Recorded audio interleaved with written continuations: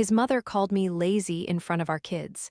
His sister said, "Your mom keeps your dad miserable." My husband laughed, said, "They're just playing." A month later, my daughter looked up and asked, "Why doesn't Grandma like you?" I didn't answer. I just packed our bags, and what I did next, he never saw coming.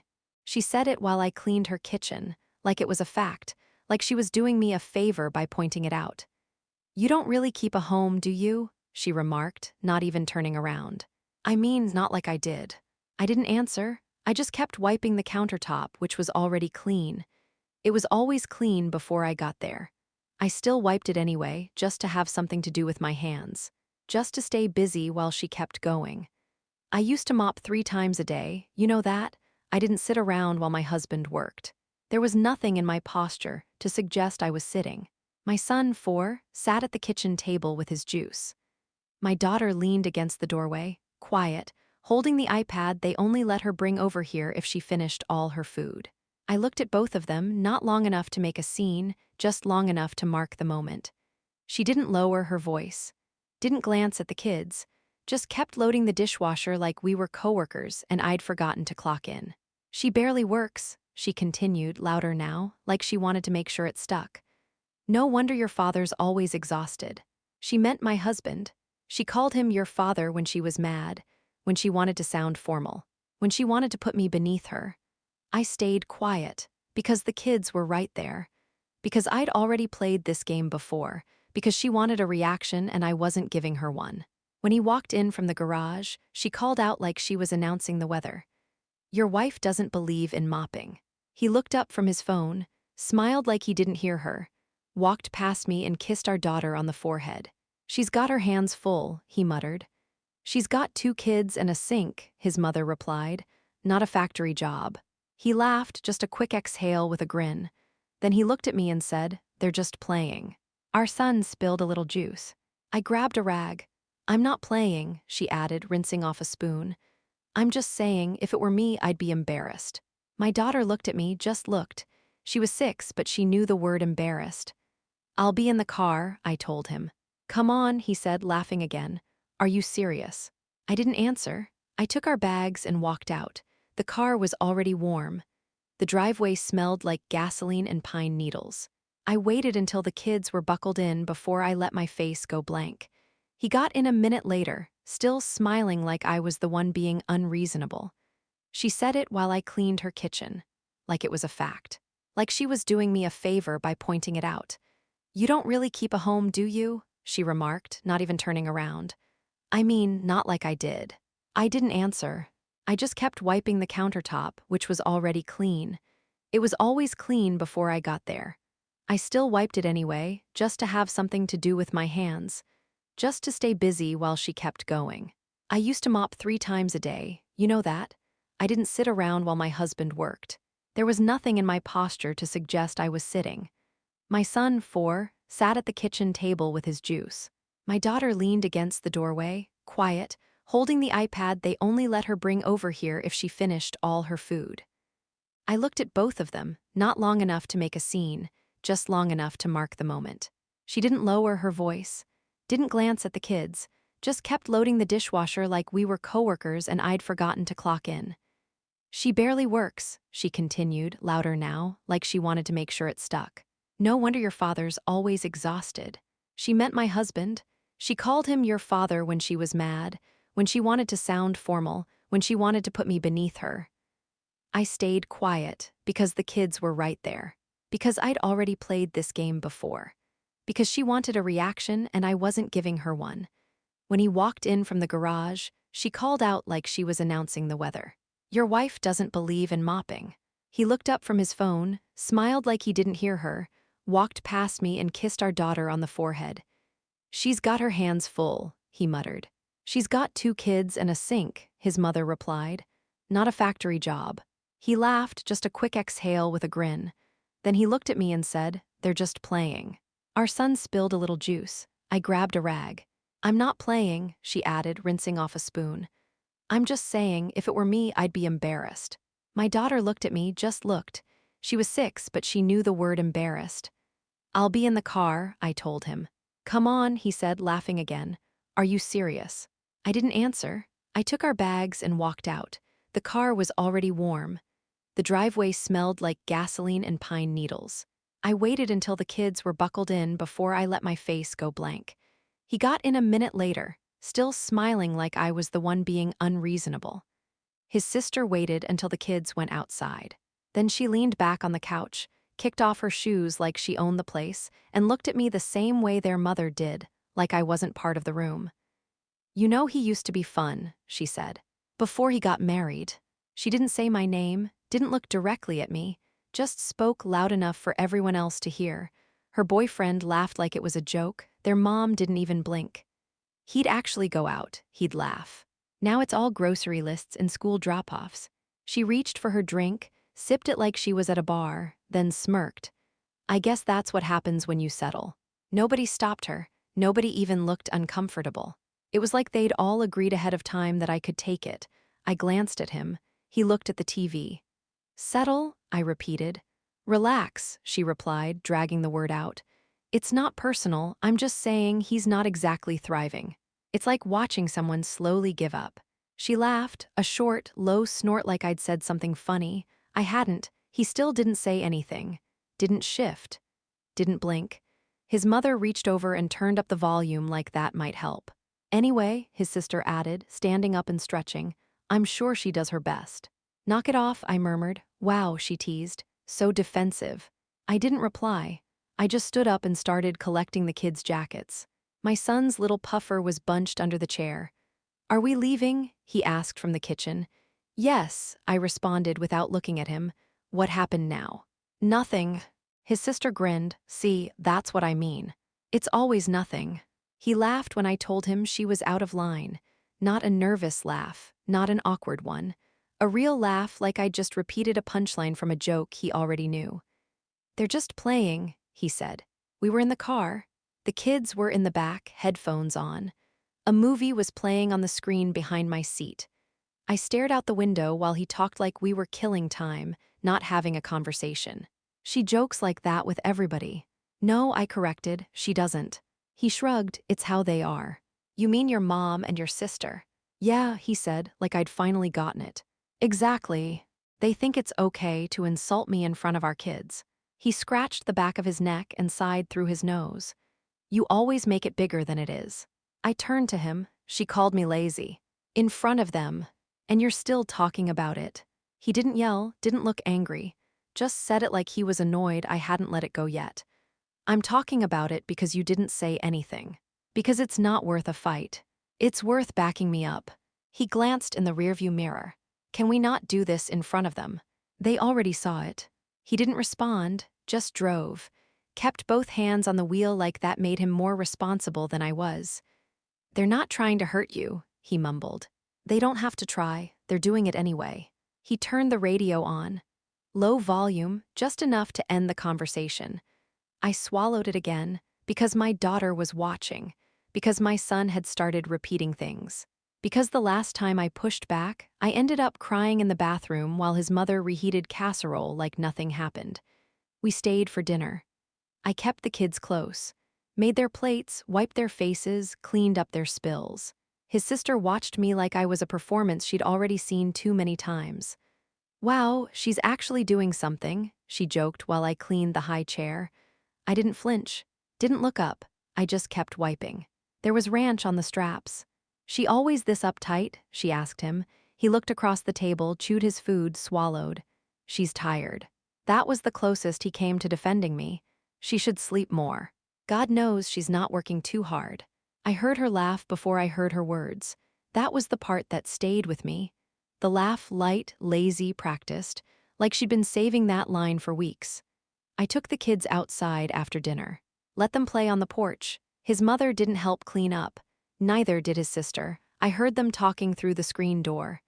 "She's so touchy," one of them said. "You can't even joke around her. She acts like she's perfect."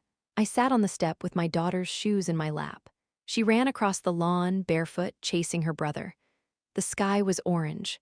The sun was dropping. I felt my throat tighten. I didn't cry. I didn't even blink hard.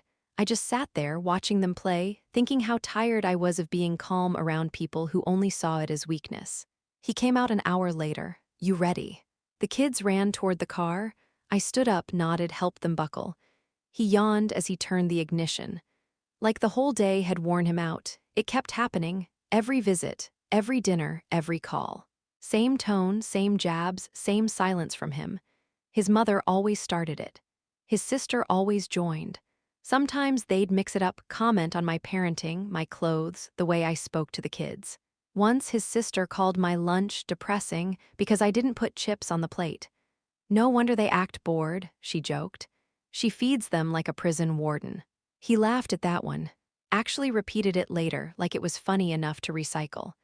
They never attacked all at once.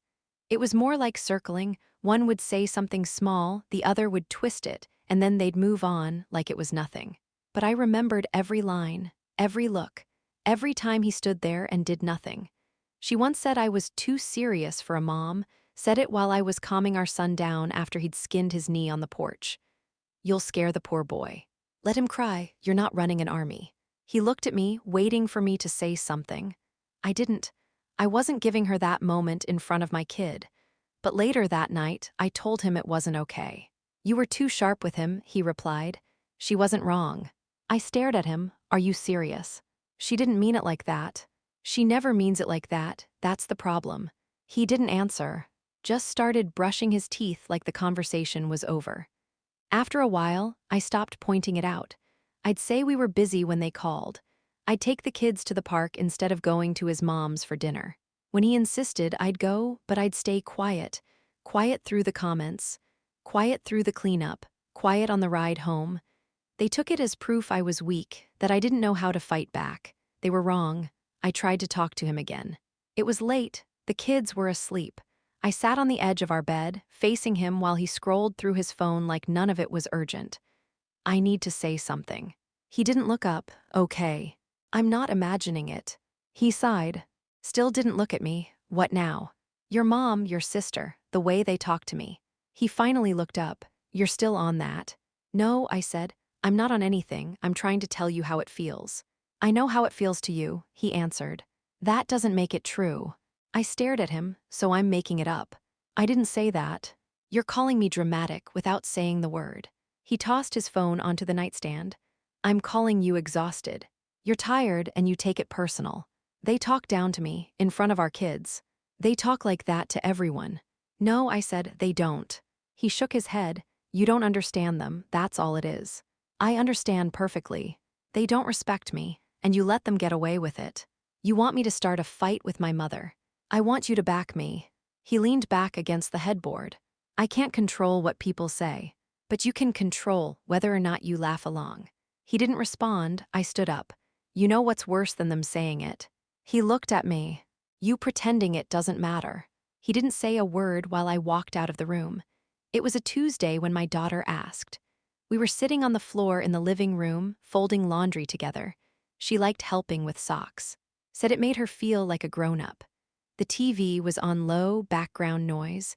The boys were upstairs. It was quiet calm.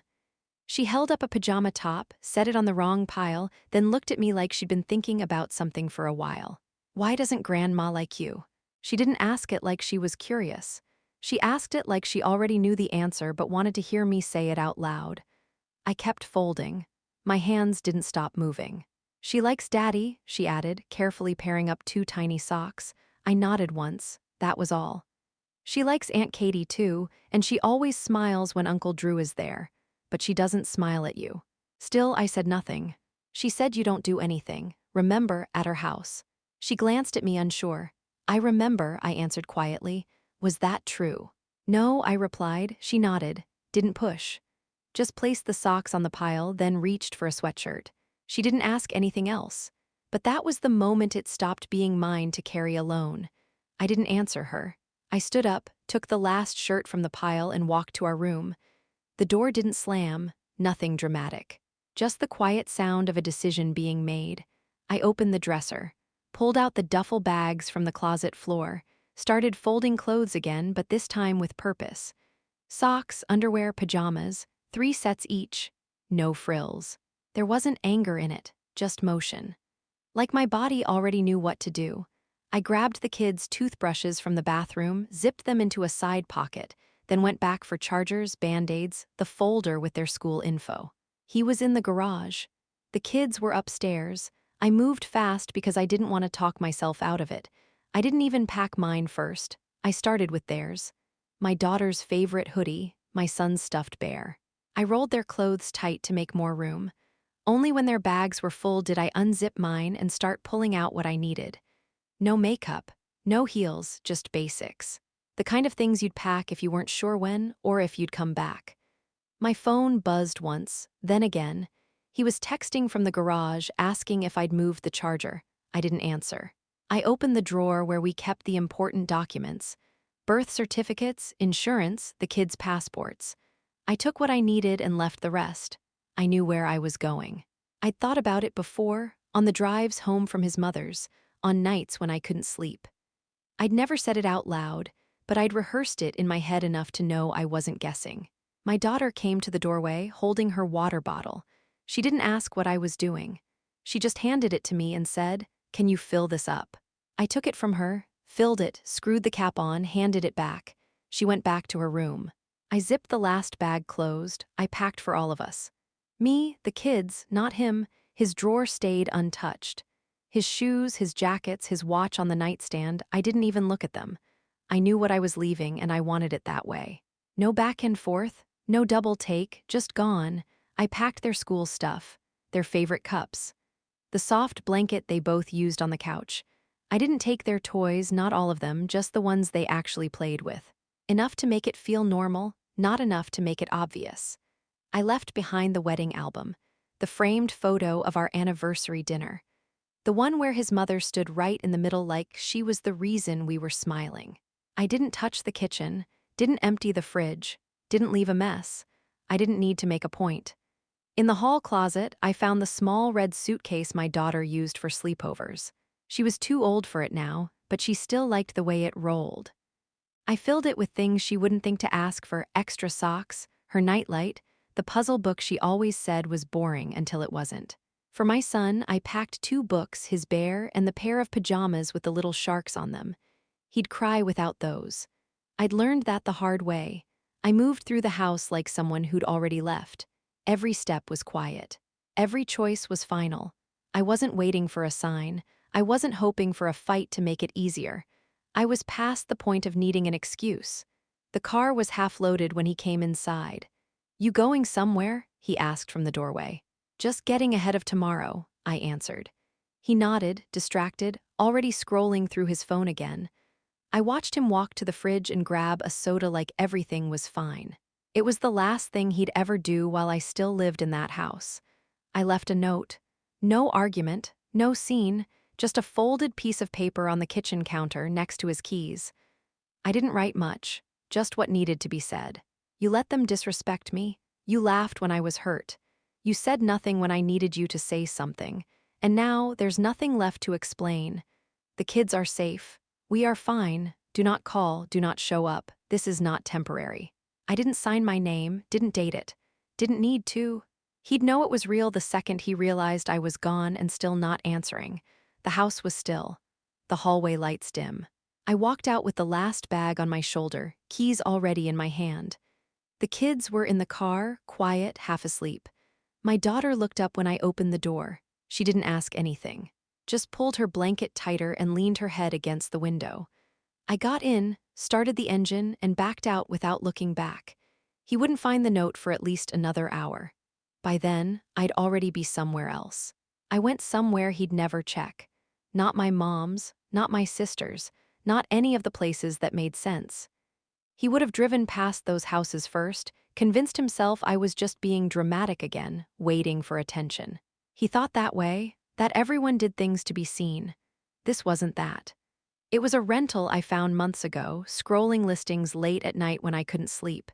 It wasn't fancy, just clean, small, quiet. 2 bedrooms, 1.5 baths. A short-term lease. It sat on a street with no sidewalks, no HOA, just houses and gravel driveways and porch lights that didn't match. I'd kept the address in a note on my phone under the name of a dentist. The security deposit had been saved little by little: birthday cash, Returns I didn't report. Grocery money stretched just far enough to leave a little behind. He never noticed. I parked in front and turned off the car. For a second, none of us moved. My daughter was still awake. My son was breathing slow, mouth open. I opened my door and stepped out into the night air. It was cold but not sharp. I unlocked the front door and flicked on the lights. It smelled like dust and new paint. The carpet was stiff under my shoes. I went back for them. My daughter climbed out, holding her backpack and her blanket. I carried my son in. His body folded against me like he used to when he was a baby. I laid him on the bigger mattress. I hadn't brought sheets, just a comforter and a throw. My daughter followed behind, looking around like she was trying to figure out if this was just a sleepover. "This is ours?" she asked. "Yes," I answered. "For how long?" "As long as we want." She didn't smile, but she didn't ask anything else. Just went to the smaller room and laid down with her blanket wrapped around her head like a cocoon. I sat in the living room, surrounded by bags. I didn't turn on the TV. I didn't check my phone. I just breathed, slow and quiet, like I was waiting for the walls to start talking. They didn't. For once, no one did. The kids didn't ask questions. Not the next morning, not the day after. They just unpacked like they understood. My daughter lined up her pencils on the windowsill, like she did in her room back home. She made a space for her tablet and her socks. She asked where the spoons were and if she could eat cereal on the couch. My son found the stack of picture books and laid on his stomach, flipping through them slowly, one by one. He didn't ask where his dad was.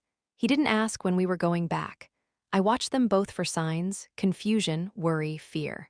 But there was only quiet. Not heavy, not tense, just easy. They brushed their teeth without reminders, picked their clothes without a fight, argued over which show to watch, then settled it without crying. None of it felt like shock. It felt like they were used to keeping things steady. That hit harder than anything. On the third night, I heard them giggling in the other room. Not loud, not forced. The kind of giggling that only happens when no one's watching. I leaned against the hallway wall and let myself listen. They were okay, not perfect, not untouched, but okay. I didn't call anyone, I didn't post. I didn't update family. The world didn't need to know where we were. He didn't need to know. This was the first time in years where every decision was mine and only mine. I made pasta for dinner. My daughter helped. She stirred the sauce too fast and spilled some. I didn't snap. I didn't even flinch. She looked at me, bracing. I just handed her a rag. She looked confused for half a second, then calm. Like her body had expected tension and got air instead. We ate together at the tiny table. No background noise, no phone buzzes. Just food and forks and the occasional "can I have more?" The whole place was still, but not empty. It felt like breathing after holding it for too long. He called and called and called. The first one came at 7:14 a.m. Just my name on the screen. No message. 10 minutes later, another. Then a text: "Where are you?" I didn't answer. By noon, it turned into, "Are the kids with you?" Then, "Are you okay?" Then, "What the hell is this?" I muted my phone and slid it into the drawer next to the bed. That afternoon, a different number lit up the screen. His mom's landline. I let it ring until it stopped. Then the buzzing started, texts, voicemails, rapid, one after the other.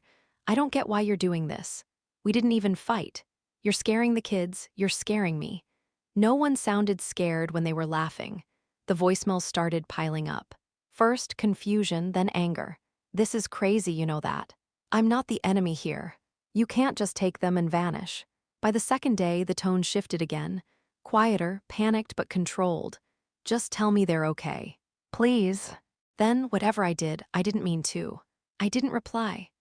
I played the messages on low volume, sitting at the table while my daughter drew flowers in the corner of her notebook. I never listened to more than a few seconds at a time, just enough to hear the shape of his voice. The way it bent when he was desperate. On day 3, he texted, "I'm coming to your mom's." I texted back one line, "Don't." He didn't respond. An hour later, "Where are you then?" I didn't answer. Then, "Please, I don't know what to do." I turned the phone off and dropped it back in the drawer. He'd always been louder than me, always faster with his words, always more confident that being calm meant being weak. But now his voice was echoing into a space he couldn't find. And I didn't have to hear it. I filed the papers. Custody, support, everything. It wasn't dramatic. Just a Tuesday morning, cold and quiet.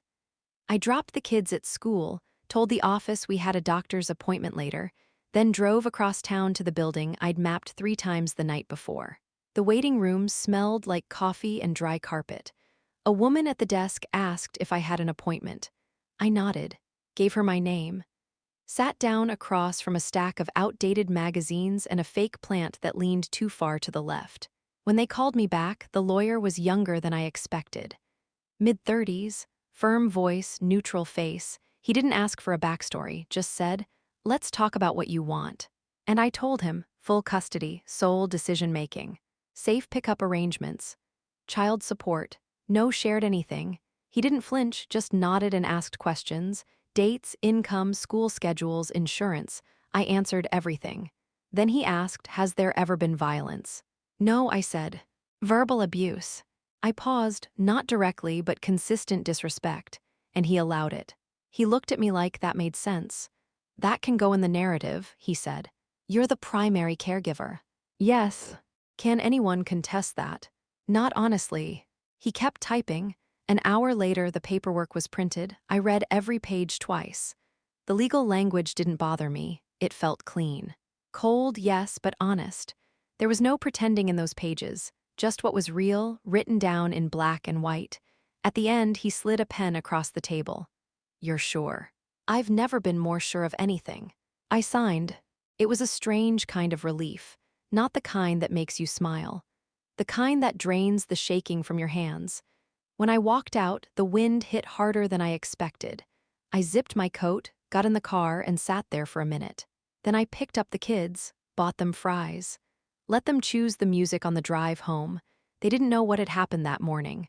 But one day, they'd understand what it meant. He still thought it was a phase, even after the silence. Even after the texts I didn't answer, the calls I let ring out. He kept acting like I'd cool off, like this was some long, dramatic sulk I'd snap out of with the right apology. Maybe flowers. Maybe a post on Facebook with a picture from before things got bad. He didn't understand me at all. I knew when the papers were being delivered. The lawyer had given me the timeline. I marked the day quietly in my head, not on a calendar, not out loud. I didn't want to jinx the calm. It was a Thursday. I got the notification at 9:42 a.m. Documents served. Nothing else, just that. At 10:17, the first call came. At 10:18, the second. By 10:20, my phone was vibrating nonstop. I turned it over, didn't touch it. He left 5 voicemails in the first half hour. The 6th one I listened to just once and only halfway through. You really did this, his voice cracked near the end. You really want to blow up our whole life. No answer, because our life already blew up. He just didn't hear it when it happened. By noon, he sent a string of texts. Some confused, some desperate. A few angry, this isn't fair, you blindsided me, you poisoned the kids against me. How could you do this? Then we were fine. You just needed space. I gave you that. He still didn't get it. I didn't leave for space. I left because nothing changed when I asked. At 3:41 p.m., he sent a final message, I won't sign anything. You can't just erase me. I didn't reply, because I wasn't erasing him. I was erasing the version of me who waited. His mother tried to reach out. The message came through my email, an address she wasn't supposed to have, one I only used for school forms and receipts. The subject line said, let's be adults. She didn't open with, I'm sorry. She opened with, I don't know what he told you, but this is unacceptable. 3 paragraphs, all in that same brittle tone she used in person, civil but biting, like she was writing from a place of superiority, not concern. She said I was making a spectacle, that the kids didn't deserve this, that a real mother would have tried harder to keep the family together. She called it a tantrum. She said I was punishing her. Not once did she mention the things she said to me. Not once did she acknowledge the years of passive digs, the public humiliations, the way she chipped away at me until I had nothing left to explain. At the end, she wrote, you're better than this. Or maybe I was wrong about you from the beginning. I didn't respond. That night, his sister DM'd me from a burner account. The profile photo was a tree, no name. You're ruining everything. You think this makes you strong. You look pathetic. I blocked it without reading the rest. By the end of the week, his cousin tagged me in a post, some vague quote about loyalty and forgiveness. The kind meant to look wise but land like a threat. I reported it. They wanted me to feel small, to panic, to come crawling back just to shut them up. Instead, I made dinner, helped my daughter with her math homework, put my son in the bath and let him play until the water turned cold. None of them knew what peace looked like. That was their problem. I wasn't sending a message. I was living in the silence they couldn't survive. I blocked every one of them: his mother, his sister, the cousin with the quotes. Even mutual friends who just wanted to stay neutral, but kept tagging me in photos of him with the kids like that proved something. No second chances, no explanations, just gone. I didn't wait for another message. I didn't give a heads up. I opened the settings on every platform, scrolled down the list of names, and clicked block like I was sweeping a room clean. It felt simple, mechanical, not emotional. I blocked his number too. The last message he ever saw from me was, "Do not contact me again." All communication goes through my attorney. There was no response. After that, it got quiet. And I mean quiet. No pings, no rings. No sideways guilt from people pretending they were checking in while reporting back to him. The silence felt strange at first, like I'd stepped off a moving train. But then it settled, deep and steady. I didn't know how much noise they brought into my life until it all stopped. The kids noticed it too. The shift. There was no more rushing to answer calls, no tension when the phone buzzed, no watching me shrink while someone on the other end decided who I was. The house felt bigger. The days felt longer, not in a bad way, just less interrupted. I changed my email, updated the school with the new address, let the lawyer know they might try something. Then I opened the windows. It was warm that week. A breeze moved through the rooms like the air had finally caught its breath. I stood in the kitchen, barefoot, drinking coffee that was still hot. Not reheated, not sipped between messes. Just hot, still mine. For the first time in years, there was no one watching me fail. There was just me, standing, still here. My daughter hugged me one night. It was late. The kind of quiet that only happens after a good day. Dishes done, backpacks packed, pajamas on. My son had already passed out with a toy truck in one hand. She came into the living room with her blanket, climbed onto the couch, and sat beside me without speaking. We watched a baking show on low volume.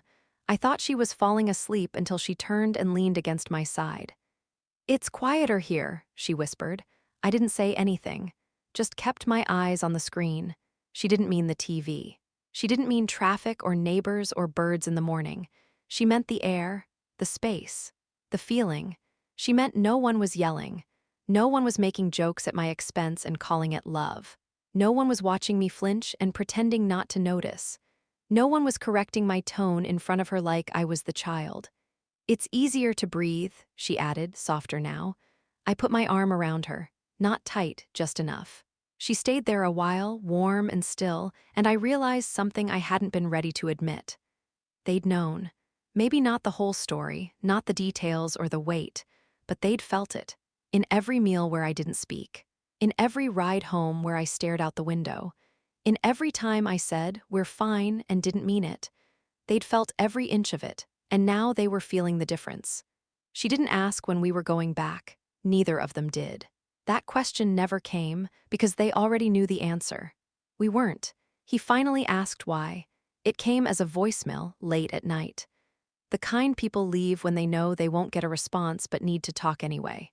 I recognized the tone before he even said my name.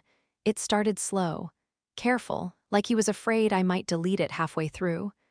"I've been trying to figure it out," he said. "What was the thing that made you leave? I know you said I didn't stand up for you, but I didn't think it was that serious. I thought we were fine. You never said it was this bad." There it was again, that word, fine. The one he used like a broom, sweeping everything under a rug he never bothered to lift. He cleared his throat. "Was it my mom, Katie, what they said? I mean, yeah, they talk too much, but they didn't mean it. They're not bad people." He waited. "I guess I just don't get how you could walk away from all of us, just like that, without even saying." The message cut off, then picked up again in a second voicemail. "Look, I know I laughed sometimes when I shouldn't have. I know I didn't stop them. but it didn't feel like a big deal. You didn't say anything. You always just moved on. That part was true, I had too many times. I wish you'd told me you were serious. I wish I had another shot. He didn't cry, not really, but his voice dipped at the end just enough to feel like a last-ditch reach. Then silence. No I love you, no come home. Just the quiet space after a man realizes he asked the right question too late. I didn't listen to it again. There was nothing in it I needed to hear twice. What I did next, I kept going. I didn't go back, I didn't break. I didn't sit around replaying the voicemail like it held answers. I'd already heard every word I needed to hear long before he said them. I got up the next day and packed the kids' lunches. Not in a rush, not distracted. Just packed them neatly with the snacks they liked and the notes they used to never get. I signed permission slips, returned library books, cleaned the bathroom while music played low through my phone. The kind of songs I stopped listening to when I was trying not to feel too much. Life didn't get perfect, but it got still. The kind of still that doesn't mean boring. It means no one's walking in the room just to knock you down a peg. It means nobody's calling your name just to use it against you. It means you get to sit in your own house without bracing. The kids started drawing again, laughing harder, fighting less. They told jokes I didn't have to explain to anyone. My daughter started sleeping with the door open again. My son stopped hiding behind my leg every time a phone rang. No one asked about him anymore. I got a part-time job at a place 5 minutes from the house. Flexible hours, quiet manager, decent pay. I picked up groceries with a list I made on my own time. I wore what I wanted. I cooked what I liked. Some days I was tired. Some days I was sharp. But never once did I wish I'd stayed. Not once. There were moments I caught myself smiling without realizing it, in the middle of errands, on the walk from the car to the door, when the kids shouted, "We're home," and it actually meant something. No drama, no scenes, no big announcement, just peace. And I didn't owe anyone an explanation for it, not anymore. Thank you for watching. Please do not forget to like, comment, share, and subscribe. I love you all.